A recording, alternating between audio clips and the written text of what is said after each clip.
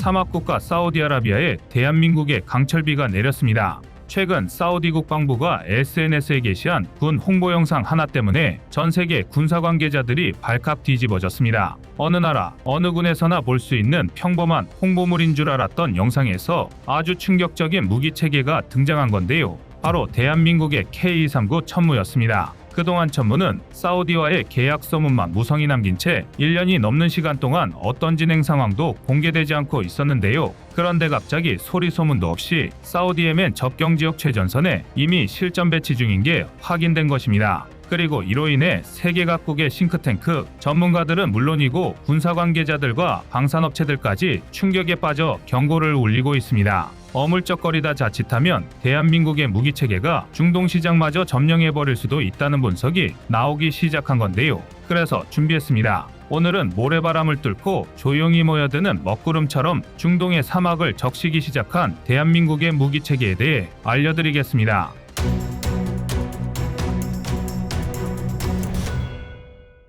최근 대한민국 무기체계에 대한 중동의 관심은 아라비아 사막의 열기만큼 뜨겁습니다. 당장 UAE만 봐도 일본과 함께 지난 2017년부터 추진한 수송기 도입 사업을 엎어버리고 대한민국과 손을 잡았습니다. 심지어 일본은 UAE의 수송기 도입 사업을 수주하고자 없던 알주로까지 만들어서 야전 비포장 이륙 시험까지 선보일 정도로 공을 들였습니다. 그럼에도 UAE는 이제 막 개발 단계에 돌입한 대한민국의 첫 번째 수송기를 선택한 것입니다. 여기서 끝이 아닙니다. UAE는 대한민국을 선택하고 미국까지 내팽개쳤습니다. UAE는 미국의 지나친 갑질로 노화된 F-16 블록 60 교체 사업이 난항을 보이자 아예 모든 사업을 취소해버리고 대한민국 KF-21 도입을 검토하고 있습니다. UAE에서는 F-16 블록 60의 차기 모델로 F-35를 염두에 두고 있던 것으로 알려져 있는데요. 이는 적어도 중동 방산 시장에서만큼은 KF-21의 미래 가치가 F-35 이상이라 평가받은 셈입니다. 실제로 현재 중동에서 대한민국 무기 체계에 관심을 보이고 있는 건 UAE뿐만이 아닙니다. 지난 2월에 개최된 중동 최대의 무기박람회 IDX에서는 대한민국의 무기 체계가 초유의 관심사로 떠올랐는데요. 특히 우크라이나 전쟁을 계기로 중동 국가들은 방산 시장의 초거대 블루오션이 되고 있습니다. 지금까지 그저 잘 만들어진 무기를 수입해서 사용하던 중동이 자국 안보의 방향을 기술 확보와 자주 국방으로 바꾸기 시작했기 때문인데요. 전 세계적으로 불기 시작한 탈세계화와 군비 증강의 바람 속에서 중동의 안보 기조가 송두리째 흔들리고 있는 것입니다. 그리고 안보 기조가 바뀌었다면 예전과 같은 방향성으로는 떠는 중동 방산 시장의 점유율을 확보할 수 없는 게 당연합니다. 더군다나 중동 국가들을 둘러싼 사막이라는 특수한 환경은 무기 체계의 가격과 성능 사이에 강력한 딜레마를 생성합니다. 사막에서 운용하는 장비들은 다른 지역보다 더욱 높은 신뢰도와 성능을 요구하기 마련인데요. 즉, 정리해보면 중동에서 요구하는 차세대 무기체계의 조건은 신뢰도 검증과 압도적 성능을 보유해야 하고 그러면서도 합리적인 가격대를 형성해야 합니다. 세상에 그렇게 완벽한 물건이 있으면 내가 쓰지 왜 팔겠냐는 말이 나올 정도로 까다로운 조건인데요. 심지어 이것도 모자라 그간 무차별적인 외산무기 도입으로 낙후되었던 군사기술력을 자주국방이 가능한 수준까지 끌어올려줄 수 있는 나라의 무기체계여야 합니다. 사실 이쯤이면 교과서에나 이상적인 거래 상대의 표본으로 나올 수준인데요. 가격, 성능, 신뢰도, 삼박자가 모두 맞아떨어지고 적극적인 현지화와 기술 이전까지 가능한 나라이면서 나토, 미국 등 서방 세계와 같은 규격을 공유하고 있어 편제 개편의 리스크를 줄일 수 있는 나라는 전 세계에서 오직 딱 하나밖에 없습니다. 그렇습니다. 바로 대한민국입니다. 이게 절대 과장이 아닌 게 실제로 최근 대한민국은 중동 국가들의 차세대 무기체계 도입 사업에서 가장 우선순위로 고려되고 있습니다. 앞서 말씀드린 UAE와는 4조 원대 천궁2 수출 계약을 체결했고 이집트와는 2022년 2조 원대 K9 자주포 패키지 수출 계약을 체결했는데요. 그리고 가장 최근 사우디아라비아의 최전방주둔군 홍보 영상에 대한민국의 K239 천무가 등장하면서 전 세계 방산 관계자들을 잔뜩 긴장하게 만들었습니다. 지난 2022년 3월 약 1조 4천억 원 규모의 계약을 체결했다는 짤막한 현지 발표 이후 감감무소식이던 천무가 어느새 실전 배치까지 완료되었다는 게 확인된 것입니다. 천무와 경쟁하던 타국의 다연장 로켓 개발업체 입장에서는 패자부활전 한번 못해보고 탈락에 고배를 마신 셈인데요. 그래도 천무는 사정이 나은 편입니다. 대한민국의 비공은 계약 과정에 대한 어떠한 보도도 없이 지난 사우디의 신형고속 초계정 FPV-200의 실전 배치까지 완료된 이후에야 뒤늦게 관련 소식이 알려지기 시작했는데요. 심지어 이런 사례가 한두 번이 아닙니다. 지난 2018년에도 사우디는 40초짜리 영상 하나로 전 세계 방산 시장을 뒤집어 놨습니다.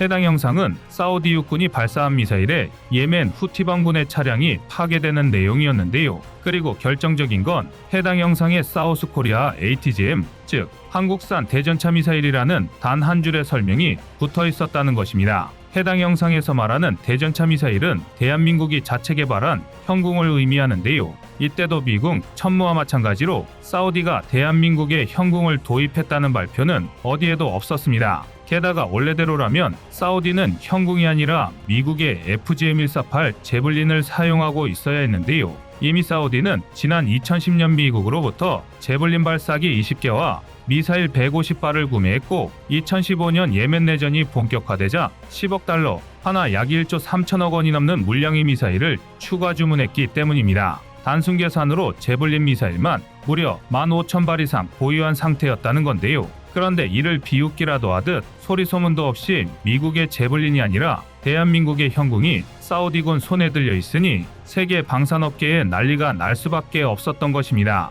또한 이를 통해 대한민국이 개발한 형궁이 성능면에서 제블린을 압도한다는 사실도 알려졌는데요. 단적으로 제블린의 경우 적외선 CCD 조준 장치를 냉각하는 데에만 30초에 달하는 시간이 필요한 것과 달리 형궁은 비냉각식 적외선 CCD와 가시광선 카메라를 조합한 덕분에 주간과 야간 모두 더욱 신속한 조준이 가능합니다. 또한 110mm에 불과한 구경으로도 형궁의 관통력은 무려 900mm에 육박하는데요. 이 정도면 대한민국의 K2 옥표, 미국의 M1A2 에이브람스, 독일의 레오파르트 2 A7급, 최신의 3.5세대 전차가 아니라면 정면장갑까지 관통 가능한 수준입니다. 반면 제블린은 구경만 130mm에 달하는데도 최고 관통력은 형궁보다 떨어지는 800mm가 한계인데요. 구경에서 큰 차이를 보임에도 정반대의 결과가 나타나는 이유는 바로 대한민국의 형궁의 표적을 두 번에 걸쳐 연속으로 타격하는 이중구조 탄두 기술과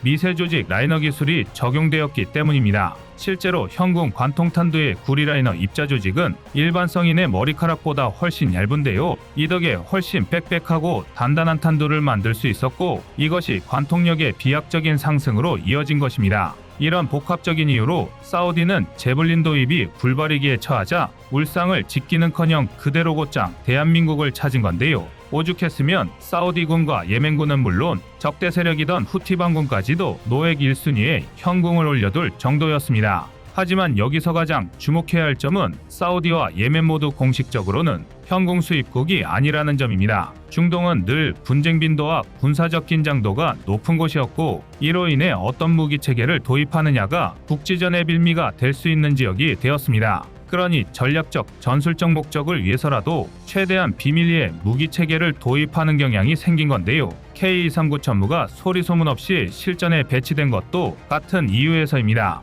일례로 사우디와 분쟁 관계에 있는 이란은 파지르3, 파지르5를 주력으로 운용하고 있습니다. 하지만 천무와 비교하면 성능이 처참한데요. 파지르3, 파지르5는 각각 240mm, 333mm라는 제한된 탄두 구경의 로켓만 운용할 수 있지만 천무는 하나의 발사대에서 130mm에서 239mm까지 전장 상황에 맞춘 세 종의 로켓을 모두 발사할 수 있습니다. 또한 사거리에서도 큰 차이를 보이는데요. 구경이 가장 큰 333mm, 파지르5의 경우 최대 사거리가 70km 남짓이지만 천무는 239mm가 80km에 달하고 개발 마무리 단계에 돌입한 전술지대지 유도무기 KT즘2의 경우 최대 사거리가 무려 290km에 육박합니다. 이뿐만이 아닙니다. 이란의 파지르5와 천무 239mm 로켓은 구경이 100mm 가까이 차이남에도 불구하고 활용면에서 정반대의 결과를 보이는데요. 전기식 실린더와 디지털 제어 시스템을 적용한 천무는 사격 반응 시간이 고작 16초에 불과할 뿐만 아니라 확산탄 사용 시 단 한 발의 타격 범위가 축구장 면적의 3배에 달합니다. 사우디군 입장에서는 천무한 대로 파지르3, 5 수십 대를 상대할 수 있는 셈입니다.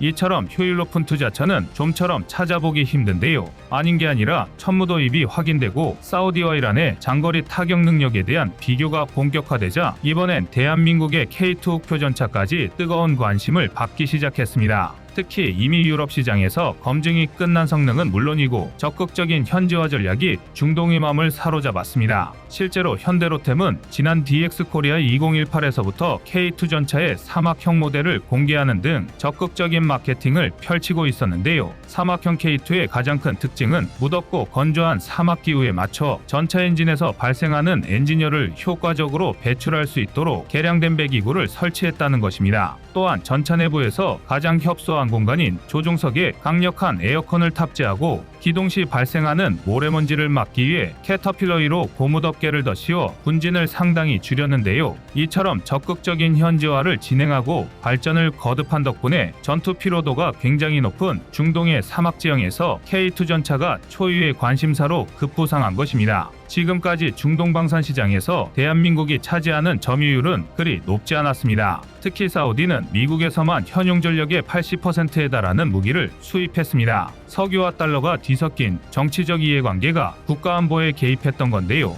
그러나 세계적인 군사력 증강 기조가 복잡하게 꼬인 매듭을 잘라내고 있습니다. 이제는 성능과 합리적인 가격 그리고 자주 국방의 기틀을 마련하는 게 미래 사회의 원동력이 될 것이라는 걸 중동 국가들이 깨닫기 시작한 건데요. 부디 K239 천무부터 K2 우표까지 대한민국의 무기 체계가 격동하는 중동 방산 시장에서 흔들리지 않는 입지를 마련할 수 있길 바라겠습니다. 이상 꺼리튜브였습니다.